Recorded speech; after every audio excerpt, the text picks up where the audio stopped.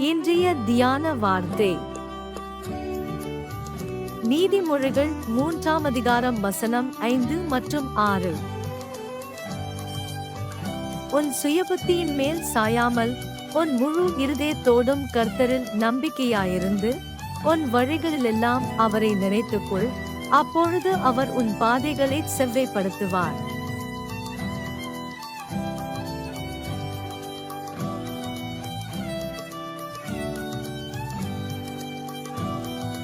Proverbs chapter 3, verse 5 and 6. Trust in the Lord with all your heart, and do not lean on your own understanding. In all your ways acknowledge Him, and He will make straight your paths.